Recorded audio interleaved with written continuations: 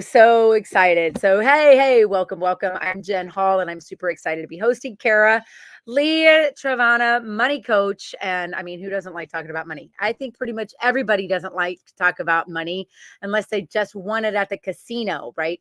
But Kara's over here raising her hand because she's got some really great insights. We're going to be just kind of conversationally talking about relationships and like how did we even meet? Like, we've known each other.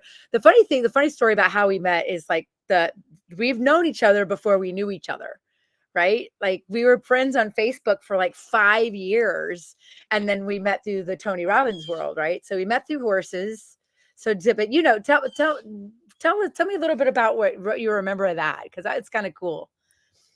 Yeah, I remember the horse connection first. Of course, it's like horses bring the most amazing people into our lives. And you are one of those, absolutely. And then we also crossed paths, yeah, in the Tony world. And so there was that immediate resonance. It's like, oh, I recognize, you, I know you. And wow, here we are in person. So, and I had the good fortune of being able to come to your place and like That's right. participate in a kind of a mini retreat afternoon. And yeah, you do such transformational work. I just think it's absolutely amazing what you do. And I'm like one of your raving fans for sure. And as I have gotten to know you better and know what what you're about and how you serve, I can say the same. So today we're going to talk a little bit about the relationships that come up. And speaking of relationships, we knew each other through horses and then personal development, and that's kind of what I just worked on. It's like horses helped me through my shitty divorce. Like, they saved me, and I know that you kind of have the similar story. Like, we're sitting here going, aren't horses like money pits and hay burners? And you know how you make a small fortune in horses? You start with the large one. But I'll tell you, I found my fortune in my horse. And I don't mean Yes. in a way that I exploit him to make money, right? But I found what my worth was just by looking at the reflection of the horse. And one of the things that helped me leave my relationship was knowing that I had some kind of something in my life. It happened to be a horse. In our world now, a lot of times we have women's groups or masterminds or communities of people like ourselves that can support each other through this tough decision. So a little bit of my origin story might give a little bit of color to the canvas, if you will. That I woke up to a message from a strange woman on Facebook about my husband. And Kara, you know my story. And then I was basically waiting for the universe to say, you better be okay losing everything, because we're taking it, because you didn't do what Kara can help you do. And that was one of the things I really admire about what you're doing, Kara, is like, you're saying, like, don't wait for the other shoe to drop before you make the decision. And don't let money be the decider as to whether or not you leave, whether you have children or don't have children. For me, I had horses, and they are my children, and now they're my life's work.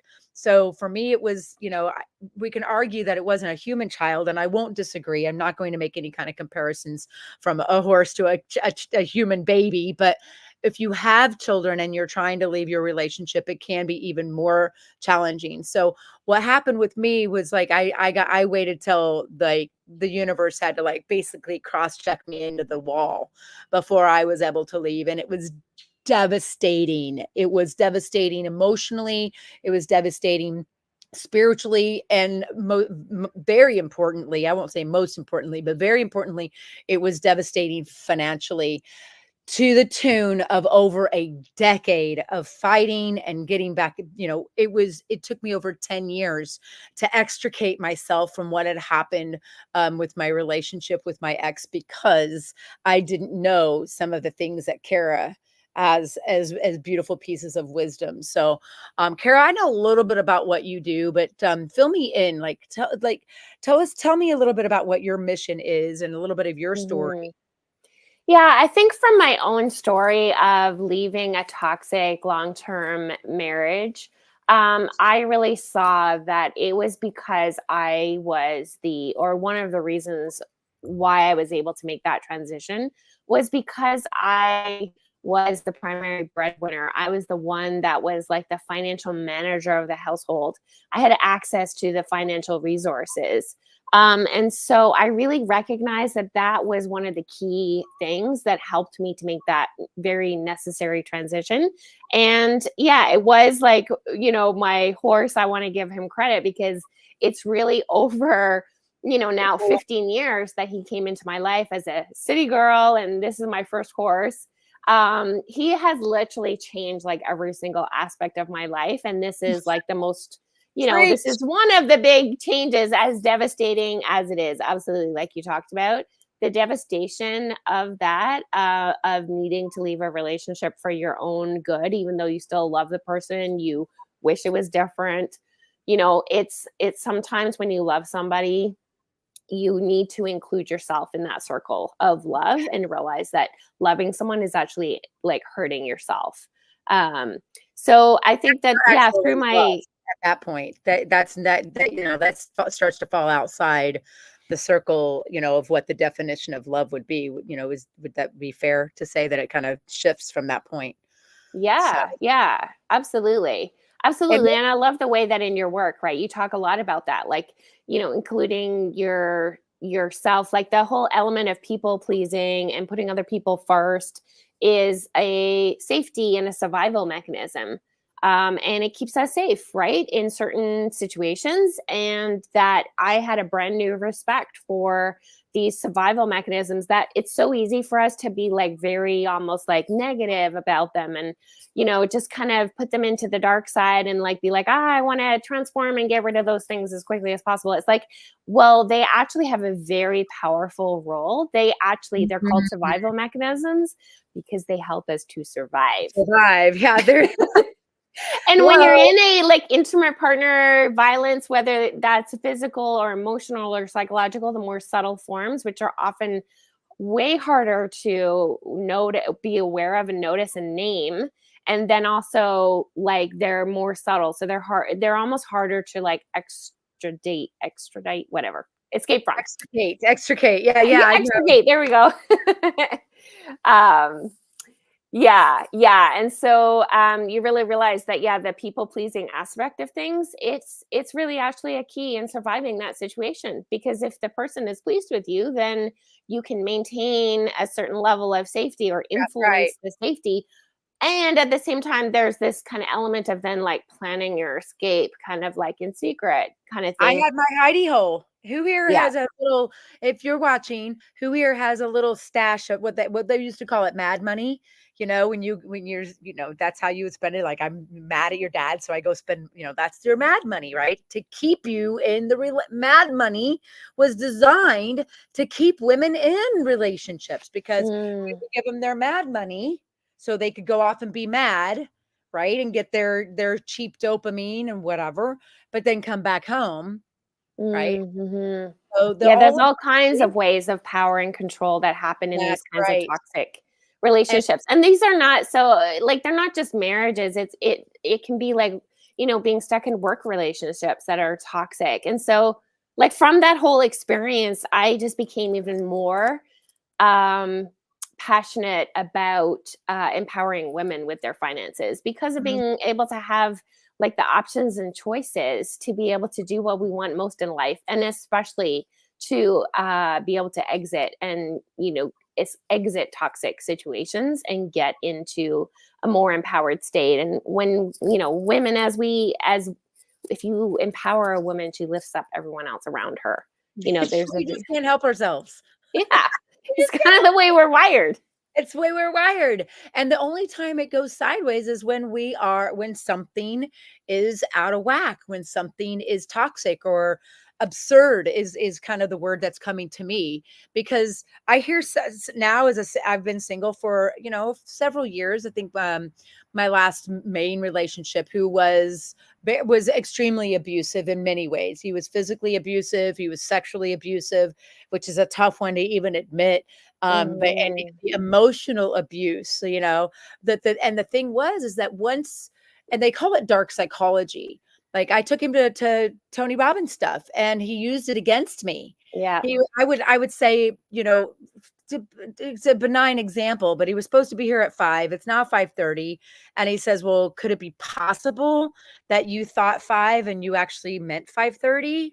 Like the gaslighting when Mm. somebody is armed with the psychological tools that people like in the personal development world impart upon you may, or, God forbid they're like, that's their profession. If they're attorneys, or especially if they're courtroom attorneys, or, just certain professions put you in that argumentative space, or that gaslighting sort of question you into your own insanity sort of space. And when it comes to money, I hear it now that since you and I've been talking. So you guys, if you're watching, drop us a comment too. Like we would love to hear from you. And if we've never seen you, like introduce yourself. We'd like to get to know you. But if we do know you, like welcome back. Because this stuff, every time I talk to Kara, I'm like, oh my God, I hear things differently when women speak. And I'm hearing it all over the place. It's kind of like when you buy a red Ford, you see red Fords everywhere. But talk to what would you say to a woman that's like, well, I can't leave because, and it has to do with their kids' school, their kids' life, their lifestyle, and not just custody. I mean, like he makes the money. What was the old phrase? The man makes the money and the wife makes or the man makes the living and the woman makes the life worth living. I mean, that's what I was taught. And don't upset your father. Now, don't upset your father.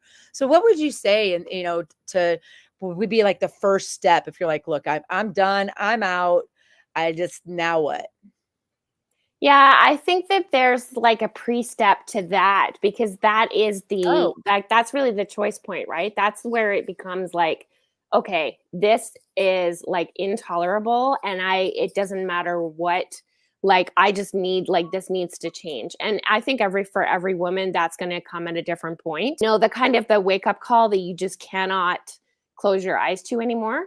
But I think there's a lot of pre stuff that goes into that builds up over time. And a lot of that, I think, is about accessing support, building community, mm, and empowering yourself with like knowledge. So, like, I hadn't even come across the word gaslighting or narcissist.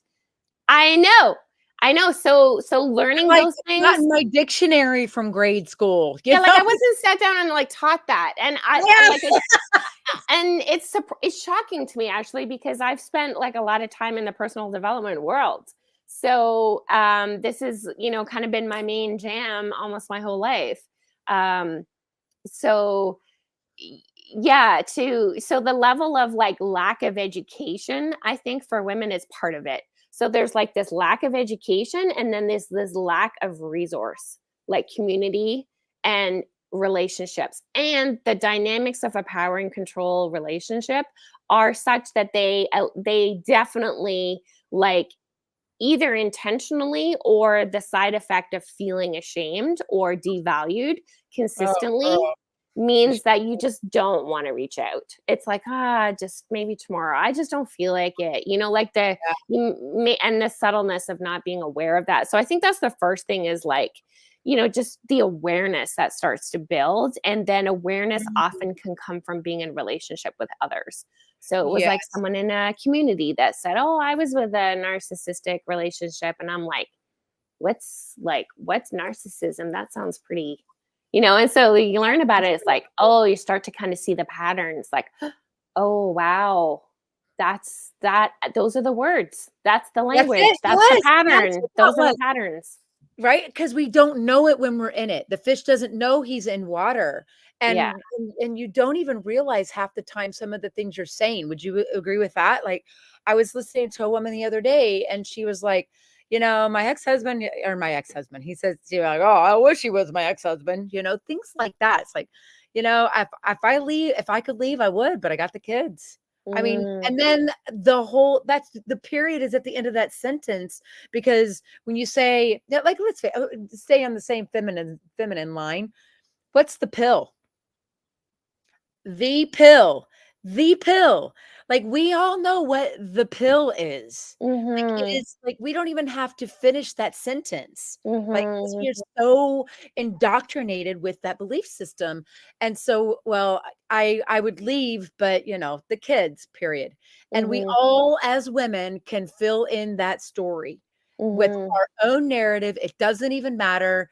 The kids are enough to keep us staying. And I'm not saying that because, and careful ladies, two things happen. You start to resent your children, or him, or definitely him, if not your kids, and your kids start to learn your patterns of how not to leave a shitty relationship. So, Yeah. but so I think Lynn, if we're going to go back, I like this because you're right. There is more to it, because I go, who here has had a relationship where we say, I wish I would have left sooner, right? So what are some of those first signs that you see or hear, or that would be like, oh, we might need to start to figure out a way to reach out to somebody? What's that little like whisper of, I waited for the gut punch. Yeah, yeah.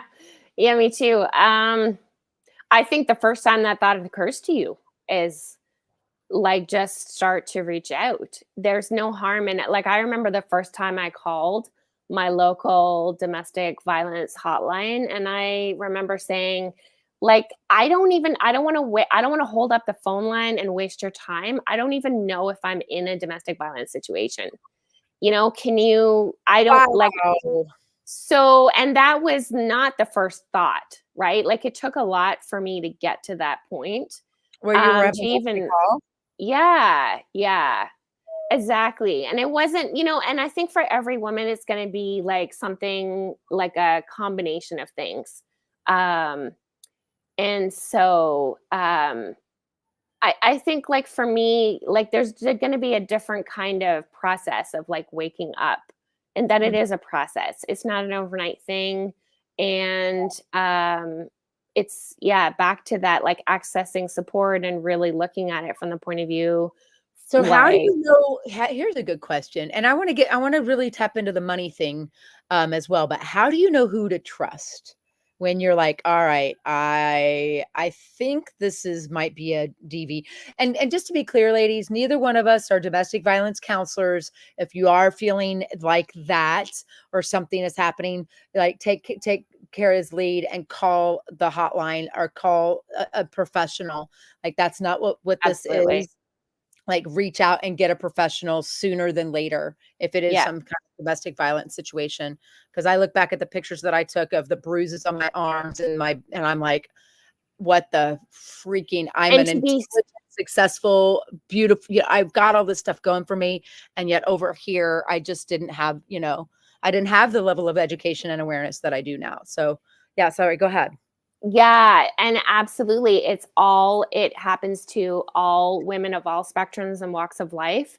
And also, when we're using those words, domestic violence, I think what can easily come to mind is something physical. Like often we Yes. think that that's physical, and I think almost all of us are like, we have hard, like I know for myself, I had hard lines. And I think that's why I didn't recognize it for what it was. So, all to say, domestic violence does not just mean physical, it actually also includes, the definition of it also includes any form of harm, whether that's like emotional or psychological or financial or any, and there's a whole spectrum of different behaviors that fit into that. Financial abuse is not even something that is even talked about, but it's so, I can tell you right now, out of the women that have wanted to come and visit and work with me and the horses and come to a retreat or what have you, I can say I almost want to say 100% have, when they saw it, hey, I need to talk to my husband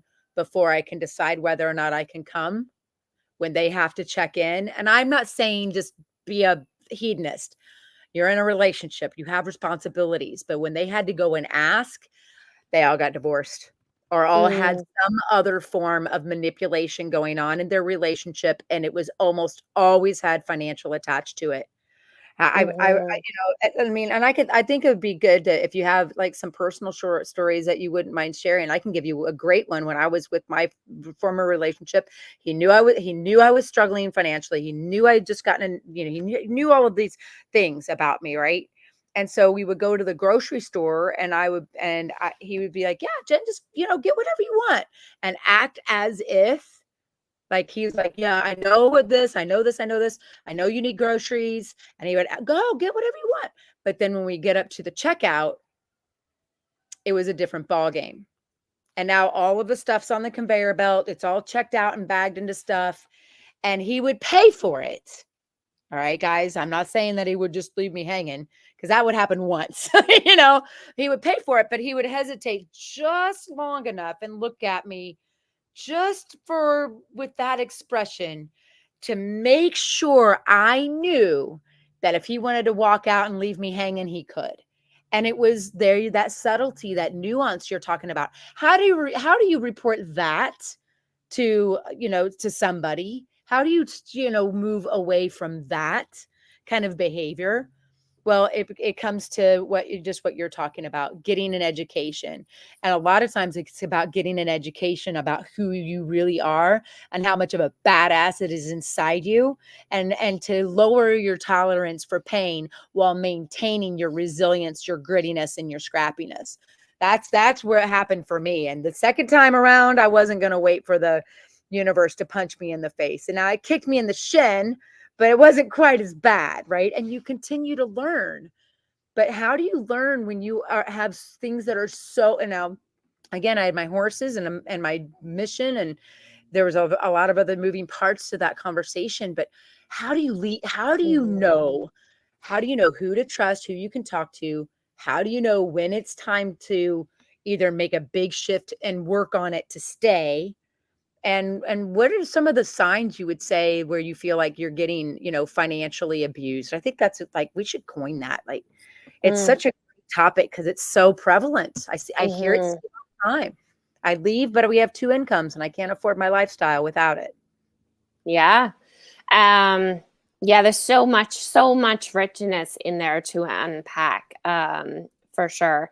And I do think that, yeah, the support of those kinds of hotlines, they are professionals and they can be a support step by step in terms of like the pre-steps of understanding the situation, looking at the wheel of power and control, and like identifying the different types of abuse. And especially because like there's only a small handful of them, less than 10%, that's actually illegal. Yeah, So isn't that crazy? yeah, like it's not illegal for your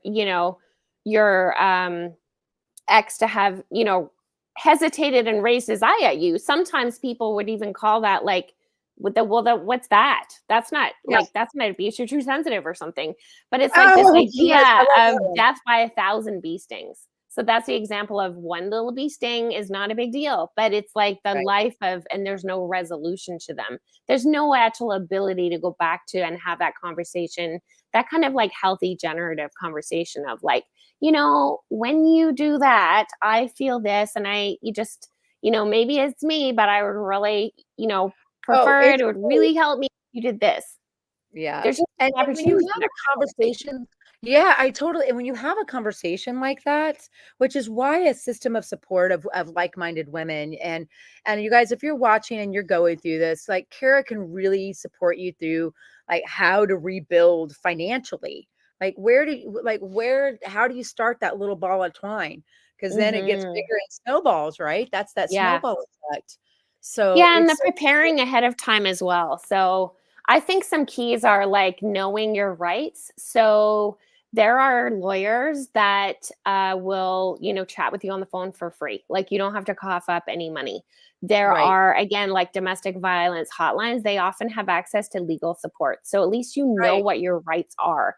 I know a woman that she wanted to leave her marriage. She did ask for advice from a lawyer, and she either misunderstood the information or they gave her the wrong information. So she thought that she did not have the right to like half of the assets because some of the assets were held within a business. So she Mm, didn't think, or within a corporation. So she thought or understood or misunderstood that she didn't have access to those things. So yes. she even accessed support and didn't you like get the right information, because that's not correct. Like in North Always America, ask more assets are yeah, divided like 50-50. It's not that the value of the assets is divided 50-50. So knowing your rights, so knowing like that's part of the like education and learning.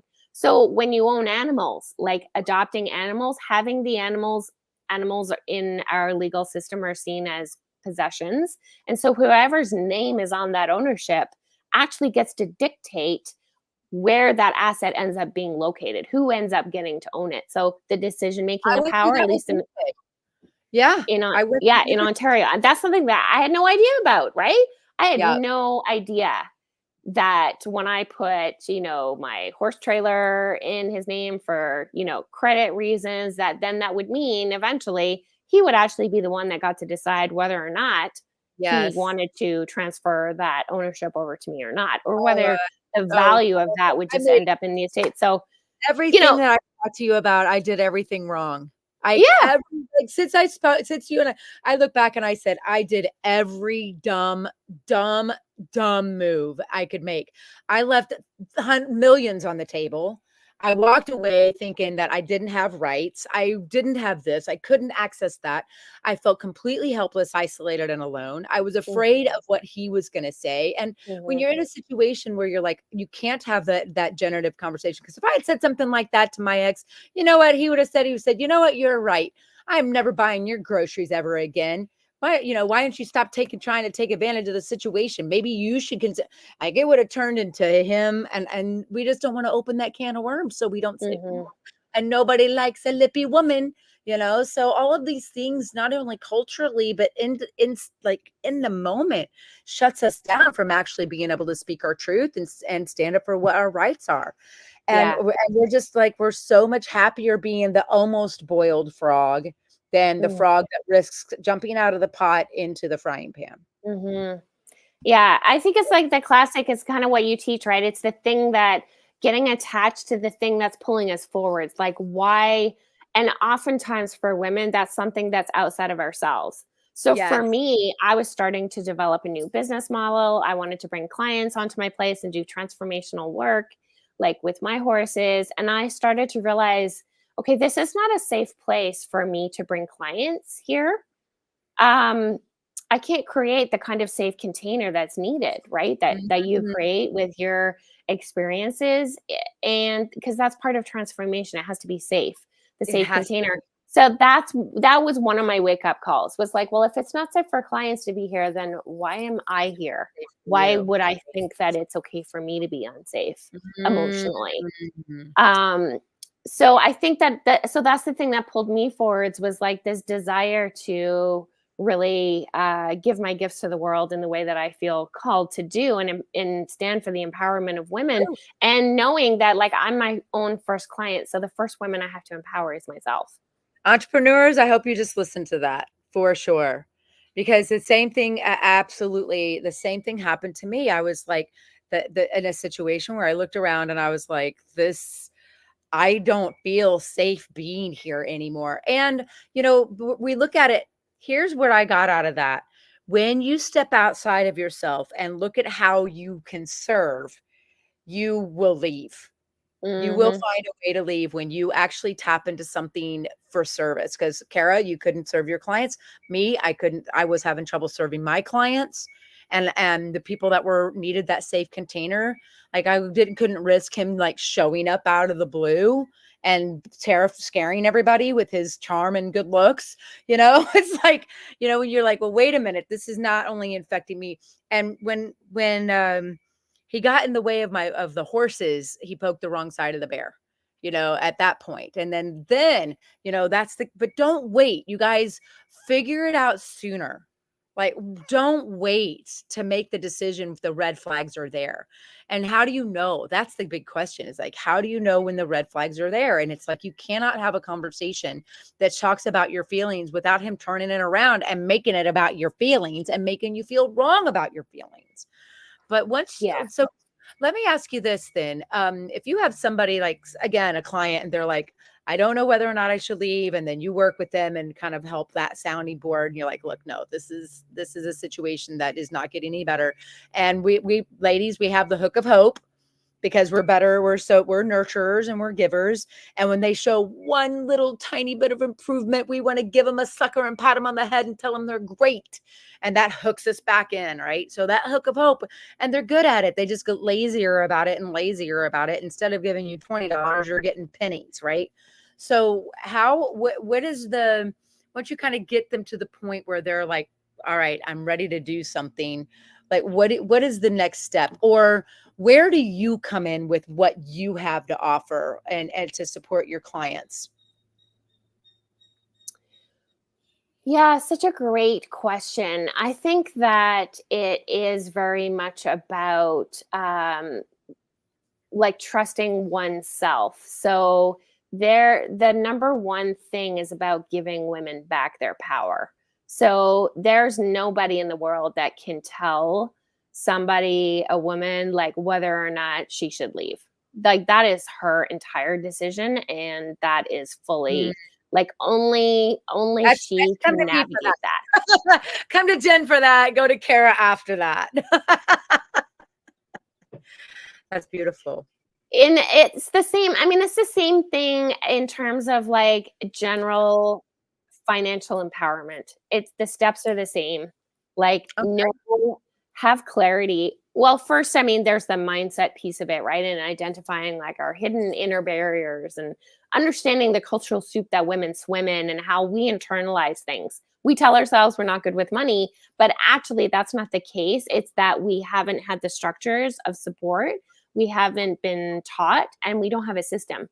And so it's about implementing a money management system so that you have clarity. Like it's just about having clarity over what your financial situation Mm, is. So gathering those documents, looking at the online statements, taking copies of things, like gathering the documents and making sure you have that stuff. yes. And knowing what the, you know, just knowing what the financial picture is. That's super important. And because money is a moving target, it's like a horse that's like running down the track, right? Okay. So you need a system in order to start to move in harmony with the horse that's running down the track. Like our Oh, money is okay. moving every day. There's no such thing as like, all right, I've got clarity, I'm good, I don't need to do it. That's why it's a money management system. The clarity is Oh, not a thing. It's an ongoing process, just like a horse is a moving thing. speaking of horses, here's your doppelganger, your Maverick. Maverick's over here hanging out with us. That's the person, Kara's persona. Hey Jennifer, thanks for joining us this afternoon. Yeah, but you make a good point. And would you say to somebody? Because this is what I would say.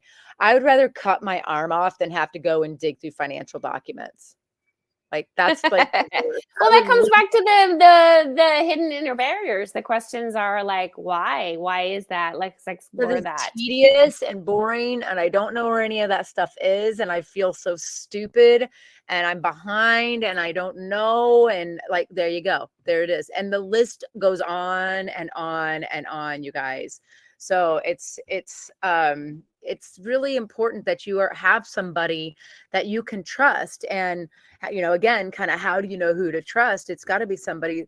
What in the heck is that noise? Oh, he's over here stomping flies, being quite noisy about it.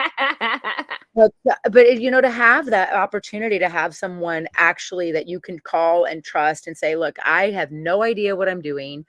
What's a spreadsheet? What's a credit? What's a debit? And help really walk you gently through that process. It's so funny. One of my dear friends has a horse that's colicking this morning. If you don't know what that is, it's where they have something that's blocked in their gut that they can't move through. They're basically constipated. But with horses, because they can't and regurgitate and stuff, it can be very dangerous. So I'm sitting here with that mental constipation. I'm a money colic waiting to happen, right? So I've got all my stuff, but I'm like, I'd rather gouge my eye out with a carrot stick than go through financial documents and trying to figure out this and trying to figure out that. So how That's do you where do it? having like the isolation that we just live in, we don't feel like we're isolated because we're often surrounded by people, but it's often people that we're nurturing. So the energy is like going Oh, outwards. how S- interesting. You Yeah. just So what you're what? describing to me is the story of isolation and then shame, right? So it's like it's my fault that I'm just not good at this. I I should have hate taken dealing with better notes in money. accounting class. Yeah, but really, how many how many of us actually were taught how to manage our money and how to implement a money management system? Like very few of us. That's right. So, I mean, I've had the fortune of working in business, in a small business, and having my own businesses throughout my whole adult life. And so it's given me an And very education successful about money. too. You've had great success and what you're doing. You were a platinum partner with Tony Robbins, and I mean, it's not to we're not over here going, oh, do like Kara's great, although she's amazing. It's just, it really kind of gets like, look, not to say you have to have all the diseases to be a good doctor, but Kara's been through it. She's been through she's been through and she's been through, and she's come out the other side, really, putting herself in a position. It goes, okay, now my mess isn't just going to sit here. I can use my mess as my message. And Mm. Jennifer Kaufman is joining us, and she's asking, are we talking divorce from a narcissistic person? Kind of. We're talking more about not allowing money to be the reason you don't leave, and how to empower yourself and arm yourself with the knowledge, skills, and belief systems, and empowering yourself to reclaim that. I literally would go to the market and I would get, pay with a debit card and take out $20 and go hide it in my closet. I called it my hidey hole. And it was the money that I had. And I literally would go, this is okay, you guys, I got divorced in 2012. So it's a long time ago. But back then I was still in my 20s and early 30s. I had no idea what I was doing with my life. My ex-husband was a financial criminal, right? And so, was the financial guy. So, he did the money and I did not the money. And so it's like, it's really interesting to see how that shows up when you go, okay, well, wait a minute. Wait a minute. I have to keep cash in my closet to feel like I have any semblance of control over my life. Do I have a well-thumbed copy of Codependent no longer in the bottom of my dresser drawer too? You do raise an important point, though, because I think that it is important for women, all women, no matter whether or not they're, married and, happily married, planning to stay married or not, or single, or it doesn't matter. Having access to the financial resources, that's what's important about what you did, is that is actually a really key piece. So it's not that, so having, like, I really advocate for women to have their own bank accounts, have separate accounts that are not shared accounts. They are only your name on it. Yes. Access to resources that only you control. And that it's not that through the divorce process, those things don't get divided. Because again, in family law in North America, the value of everything is pretty much divided 50-50. Or that's what the law is saying. And So just kind of interject here, I'm going to cut you off because I would keep your thought going, but I'm just going to say this because it's important. When you get to a point and you have decided to leave and you enter into divorce, you are no longer in a relationship. You're in a business partnership. And it's as if you own 50% of the company of Mr. and Mrs. Smith, Inc., and he owns 50% of the company of Mr. and Mrs. Smith, Inc. And when you go in to divide all of those assets, it's as if you are chopping up a company and selling it. that's So, exactly it. It's a social economic structure that right. and what separation and divorce is that it's dissolving the social, but the economic part of that. And what makes it especially difficult is managing the emotional aspects of that. And so the Right. more that you can get that support in place for yourself, so the emotional sides are you're supported in that way and those things are managed, the more you can actually focus on and put your mind towards the economic aspects of it. But that's Absolutely. basically exactly what it is. It's a process of dissolving an economic partnership. And there's disclosure that's needed. There's information that needs to be gathered. There's negotiation that happens. And then there's the actual legal agreements, right? And then there's the signing of those things and then the implementation of them in law. But that's fundamentally, it's exactly it. That's exactly it, what you said. Yeah, absolutely. The trouble with a marriage versus a business entity is that if you're in a business entity with somebody, you can go over here and start another business without Mhm. commingling, finances. In a marriage, it doesn't work like that. Which kind of like, so here's a question I'll ask, and then I'd love to, let you Maverick, I swear, it sounds like he's eating right in my ear. It's so funny. So what would you say to someone that's like, well, I don't want to, I don't want to do that because every penny I work for, then I'm working for 50 cents on the dollar. Like if you have a situation, because that happens a lot. Like the business, like they stop working in the business or they stop doing anything that's growth or for themselves because they're working for 50 cents on the dollar because they know they're going to have to split everything with their soon to be former spouse. So what Hmm. would you say about how to address that topic? Well, I would say that it's that whole kind of thought concept of expanding the pie. So rather than being like coming at it from the idea of lack or scarcity, which is like, oh, the old pie is only this big and we're cutting it in half, and therefore Mhm. my piece is only this half. Is like, well, the more you can expand that pie, the bigger your half is.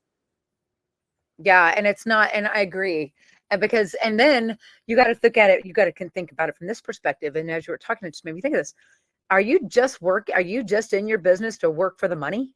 Then maybe you're in the business for the wrong reasons in the first place. And you might need to kind of look at some ikigai and see, what brings you joy and how you serve.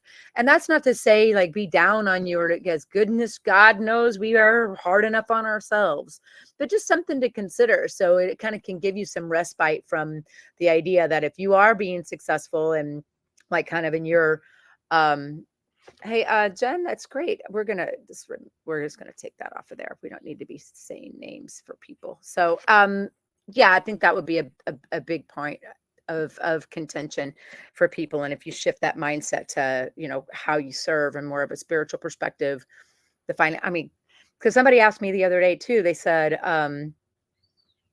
if you could have all the money you ever wanted, but the inability to serve, or you could have all of the ability that you currently have to serve with no ability to make any money over what you needed, which would you choose? I mean, the obvious answer is I would choose to continue to serve. If I have all my needs met, it's when, you get into a surplus is when things get squirrely. Look at Jane Goodall and the chimps. I don't know. Did you ever watch any of Jane Goodall stuff? Yeah, She she actually was in Ottawa once, and she came to the pub and had tea. What? That's so Yeah. cool. If I ever got a chance to hear her speak, oh my God, what an amazing woman. And what they found was they were doing experiments with the chimps, in the wild, which very dangerous work. Um, they gave the chimps a surplus of bananas or fruit or Mhm. whatever it was. And you think, well, they would, that would be a good thing. It started wars. They started fighting over what was left over. They started, they would eat their fill, and then they would try, and then when they would turn into hoarders and warlords, it created sects within the whatever you would call a group of chimpanzees. And it's so crazy to think about, Mm. how when you have more than what you need, that's where the problems start. Mhm. So that's really interesting to think about too. But so if anybody would like to speak to you about these topics, like how to leave when money's the issue, how can we get a hold of you? Where, and I'll post it in the comments if you have a website, or you can. Yeah, absolutely. So the best way to get a hold of me is to send me an email. And my website is financialfarm.coach. So financial farm, all one word, .coach. And my email is Kara, Kara, at financialfarm.coach. So if you go to my website, I invite you to sign up for my newsletter, and that's a great way to stay like connected and find out. Yeah, just start to kind of dip your toe into what I'm up to. Yeah, fantastic. Is that your correct website? Yes. Awesome. Then, and I definitely encourage you, because one of the things I think that happens most of the time, and one of the main reasons I made some of the big, dumbest, stupid mistakes ever that I learned great things from was I didn't feel like I had somebody that could gently help me through the process without me making me feel as bad or worse than what my spouse or partner was making me feel. And I felt like there was nobody that was going to be able to help me, that was going to make me feel any better. In fact, I thought they were going to make me feel worse. Like the minute I talk to a financial person, they're going to point out all the stuff I'm doing wrong. They're going to show me all the stuff I need to do that I haven't been doing. And I was already in so much shilting game, shame and guilt, that I was like, yeah. And I'm like, the last thing I want to do is air my dirty laundry to somebody that's going to judge me or, like look down their nose at me. And I think that, Caro, I know that I can say this, that this is one of your superpowers, is to definitely be able to, from a purely altruistic and genuine, non-judgmental space, support someone through the steps of, I'm leaving, I've left, and I'm effing broke and living in my Volkswagen. So, how that gently bringing you out of that shell so you can start to soar instead of survive is something I know is a superpower of Kara's, and she's helped me tremendously on my journey. So definitely reach out to her if this is speaking to you, or you can reach out to me if you want to know more about her from a third-party perspective. I obviously think she's an amazing individual, and and stay true to you. And really listen to yourself. And like, as Kara says, trust yourself. Kara, any last words? Jennifer is over here commenting like crazy. She says, I need your help. So Jennifer, you can go to the website that's in the comments, or you can reach out to Kara directly. But any last little sentiments you'd like to leave Yeah, today? I really, really see in my own life, and that you cannot shame your way out of money shame. Like, you cannot shame your way out of shame. You can't shame yourself for feeling shame. You can't hate yourself thin. You can't shame yourself skinny. Yes. That right there is so profound, because it was only when I was able to, like, actually, because I got so tired of that. I got so tired of beating on myself. I was just exhausted, and I was like, well, maybe I'm just too tired to beat on myself today. And it was then I was able to pick myself up and take a look around and go, you know what? I can do this. So yeah, Yeah. that's brilliant. Thank you for that. I appreciate that. All right, y'all. Thank you very much for your respect and attention. Thanks for tuning in for Webinar Wednesday. I was like alliteration, Free Coaching Friday, and Tuesdays on Tuesday. We do all these fun little things. But thanks very much for tuning in. Thanks for your time, Kara. And we'll see you on the next one. Awesome. Thank you so much. Bye.